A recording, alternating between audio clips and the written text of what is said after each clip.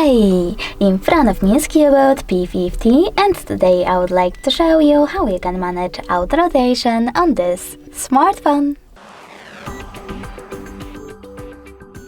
First of all, you need to access Tab menu and look for Auto Rotate shortcut. When you find it, just click on it. As you can see, mine is blue.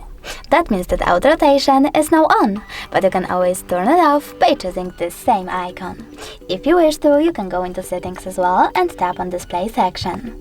Then click on advanced, scroll down and manage auto rotation by tapping on this switcher next to auto rotate screen.